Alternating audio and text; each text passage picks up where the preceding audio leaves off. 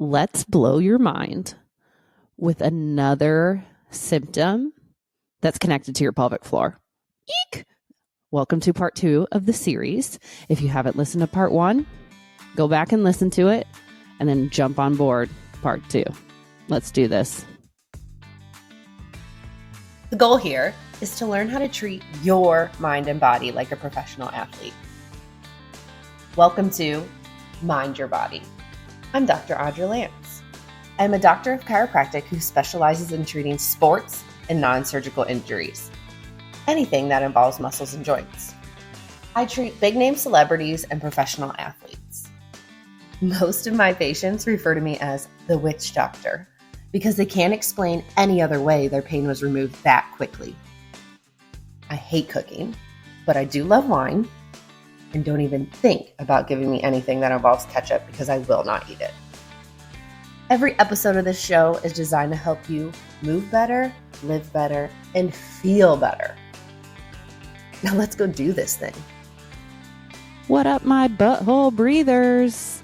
How's it going today? I'm so excited to tell you a story and to let you know something else that I know no one thinks of, but is connected to your pelvic floor. But if you're watching on YouTube, I wanted to show you guys what will be my future office in our new house. So we moved and we've been sitting on fold-out chairs, beach chairs, and it's very uncomfortable and terrible for your body long term. Let me just throw that out there. But we're just like saving up, slowly buying, living in it for a little bit, seeing what we like, seeing what we need. But we did get a couch this week, and I will never take a couch for granted again. Like, it's amazing. And even the dog is like loving it, of course. But one of the rooms, I'm going to make my office and podcast spot because I do virtual appointments, virtual workshops, and I just want a space that feels good. And I am sitting in it today to show you. So here we go. Let's take a little tour. I'm by the window. Here we go. And you can see, obviously, some things thrown around. But have you ever done that? You just like, I think it's called, I guess, manifesting. But like, what? Sitting in here, what do I want this to be? What do I want it to look like? And I am not creative with colors and design and furniture. I can tell you what I like and what I don't like. But it's like me putting it all together. I'm like, And then I'm wondering, should I hang up some of my jerseys that players have given me?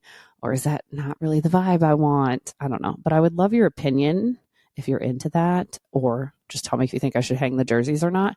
Hit me up at Dr. Audra Lance on Instagram. Oh yeah. Speaking of virtual workshops, now that I'm talking about it in this space, on January 9th, I am hosting my first virtual pelvic floor workshop, Restore Your Pelvic Floor. And we are going to dive deeper into essentially this 3-part series. But I'm going to bring you and give you actionable tips for you to actually help yourself. And it's not going to be kegels. F that. It is going to be things that over the years I have studied this and learned from people around the world and their techniques, combining all this in, and then taking the nervous system component, taking the stress component, taking the mindset component, and we integrate that all into one beautiful thing.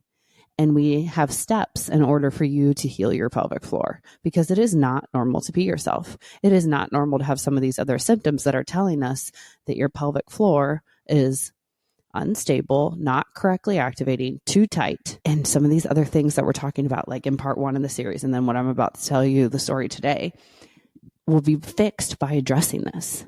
It is so cool, and I'm so excited to help you. We're going to have fun, because the more fun you're having, the better results you get, which is why people fly in from all over the country and even other countries to work with me and my team, my office, because it's really hard to get in with me. So I have amazing doctors at the office who also do in-person and virtual appointments. But I really want you to restore your pelvic floor so that we can hang out. I do want to see your face. And that's why I limited the number of spaces we're going to allow. I want to see your face. I want to interact. I want to hear if you have a question. I want to hear about you. And I can't do that if there's 300 people on there. So spaces are limited and they're going fast. So the link will be in the show notes. It's only $139. Like this course in an hour and the stuff we're going to get into is valued at over $1,500.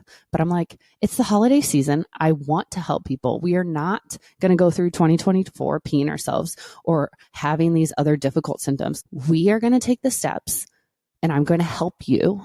Like what I've learned, what actually works. I've been doing case studies in my office on this. I know what's going on and I want to help you. Sign up. I can't wait to see your face and we're going to have some fun. And forward this episode or this series to some friends and let them know about Restore Your Pelvic Floor. It like these conversations of let's tell 2 stories. Let's start with this one. I'm a little bit of a chipmunk, as you, and if you've been a loyal listener, which if you've been a loyal listener, thank you. Story 1. I try to do 30 seconds a day of something for me that's joyful. And I put my phone aside. And this changes. But the other day it was get a fancy latte, warm, and just sit outside in the sun and sip it. And I did it. I like schedule myself back to back. So I don't really have the time during the day, but it worked out where I was like, okay, I have 20 minutes and I'm going to do my 30 seconds like I preach. And it works. Like this regulates your nervous system. It just lets you breathe. And I actually did some of the pelvic floor stuff we're going to talk about and restore your pelvic floor as I was sitting there because it's so easy. You can do it anywhere. But as I was waiting in line, I am an eavesdropper. I don't know if you all are, but I just love knowing what's going on in other people's lives. I'm so fascinated by people. I mean, it's just so cool. And I've been like that since I was a kid. Like when my mom was on the phone, I would go pick up the phone upstairs because we didn't have cell phones when I was young, right? Like I would go pick up the phone upstairs as quietly as I could and just listen to the conversation. Or when I was supposed to be in bed, especially when I had babysitters over, I would go sit on the stairs after I was supposed to be in bed and just listen. And really, I was straining because you can't always hear, right?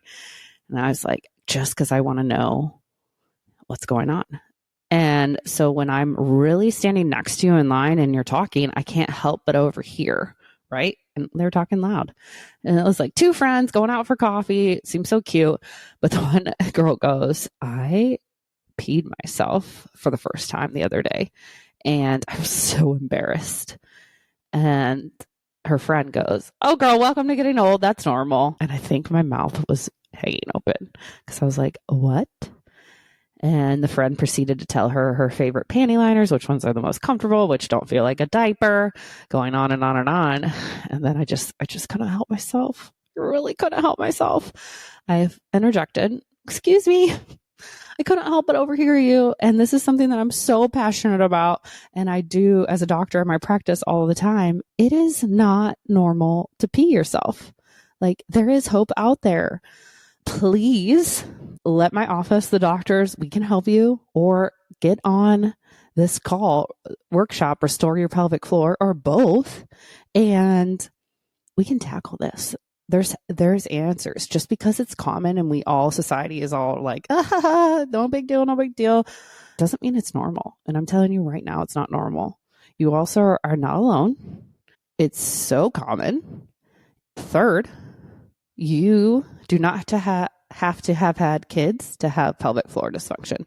All these symptoms we're talking about, part 1, what I'm going to tell you this next story, can happen to anyone, whether you've had kids or not. So we need to talk about this more and not blow it off. And so I feel like I did a good service too, right? I'm helping people out. And that's my number one goal of becoming a doctor. I played doctor with my Barbies and my stuffed animals all the time as a kid. I have just wanted to help people. And so that's what I'm trying to do day in and day out, whether we're at the coffee shop or whether we're in my office or whether you flew me out to consult on your case. So here we are. Speaking of that, story 2 that I wanted to talk about today of something that you didn't know was pelvic floor. I had a patient fly in to see me because they were scheduled for hip surgery. And they wanted multiple opinions, which if you are getting cut, and I don't care what it is, unless it's in a red, like, emergency, you need to get multiple opinions before you cut. It's a big deal. And as much as surgeons and stuff want to be like, oh, it's no big deal, I do this all the time, which is great. You want that. But you need multiple opinions because in medicine, we all see something a little bit different. We all have a little bit of our own finesse. There's an art portion to medicine. Yes, there's a huge science portion, but each doctor has their own piece of art, vision, dance, whatever you want to call it, on top of that, which you need to see who you connect with. We've talked about this in previous episodes.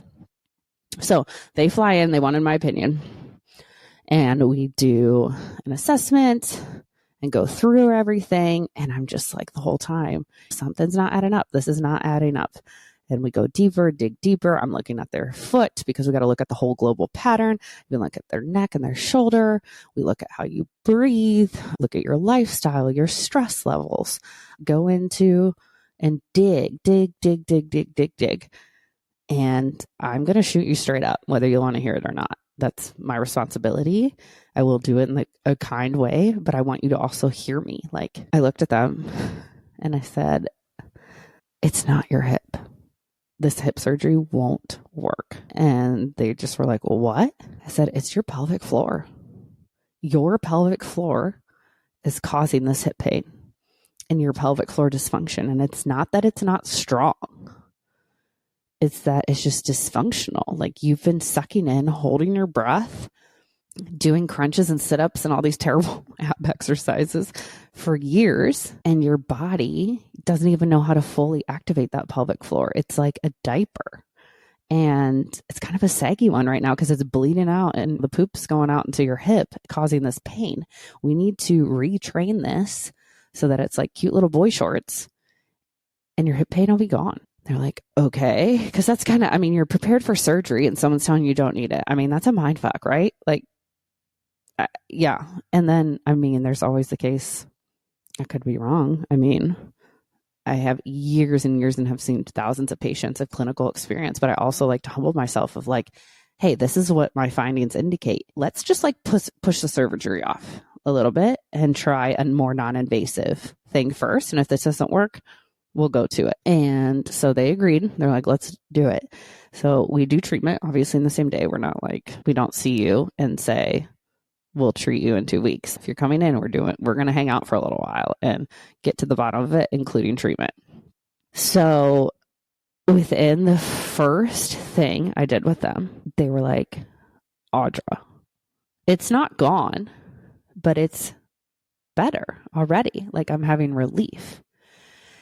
And we dig in a little more.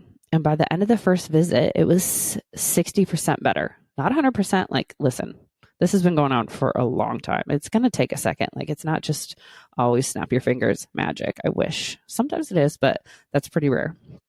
And I was like, okay, here's what we need to do for a treatment plan. They're like, okay, well, we don't live here. So they're going to do the Elite Edge program that I created where I am the overseeing doctor. You get your first consultation with me, and then one of my other doctors I pair you with based on your case executes the game plan I put together for it, virtually or in person, and we meet and discuss the case after every appointment.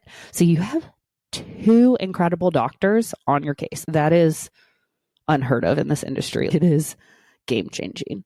And so they signed up for the Edge Club, and we're doing it. So the surgery's canceled.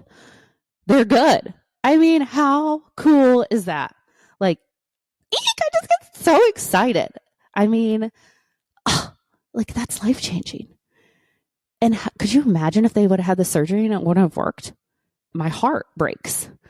And it's not the surgeon was bad. No, because they did have findings in their hip. All of us, if we get an MRI or something, it's going to show up, oh, you got a disc, or you might have a little labrum tear. It doesn't mean that's the source of your pain. Like, we need to figure out the source and the root cause of your pain. And it doesn't mean you won't have findings or you feel it, but that doesn't mean that's the source of your cause. Your hip low back pain can be coming from your pelvic floor, and it needs to be ruled out before, especially before you do a more invasive procedure, such as injections, surgery, so forth. And I hope that if you're thinking of someone right now, if this is not, you forward them this episode so they can listen and hear. And it's wild and crazy, but it's also so simple and scientific. And let's help each other out. Let's join Restore Your Pelvic Floor, where we'll get more and more into this and dive deeper and give you solutions where you can start helping yourself to get relief. I am honored to be able to share all this information and stories with you. And I got permission from that person to share the story. So don't worry. It's not like when you see us, you're immediately going to be blown up on here, talked about your case. We're going to ask permission if it's that. So tap the 5 stars, write a review. Let me know if you even thought of this as being a source of your cause of pain in your pelvic floor. It's just really crazy. So link is in the show notes for Restore Your Pelvic Floor. Share with your friends, tag me, share this episode on Instagram and tag me. I love to see it. I love the conversations we're having via email. If you want to be in my MTR weekly list, I send certain cases, certain exercises, celebrity level health secrets that I'm with every day. And you guys get some of the behind the scenes stuff for free every week from me. And it's just, you never know what I'm going to share. And that's going to be different than what I share on here. But yeah, I hope you have a wonderful day, and we'll get to the bottom of this. Crack myself up. Your pelvic floor, your bottom. Your butthole is actually part of your pelvic floor. That's why my signature line is breathe into your butt. So I want you to have a freaking awesome day. Toodaloo. Now, if you want to do something really special for me and got a lot out of this episode, go leave a 5-star written review of the show on Apple Podcast. And if you're a Spotify listener, just tap the 5 stars. To submit any of your health questions to the show, simply DM me on Instagram at Dr. Audra Lance. And don't worry, all your questions will be kept strictly anonymous. So send me all your embarrassing questions. And don't forget, breathe into your butthole. Toodaloo!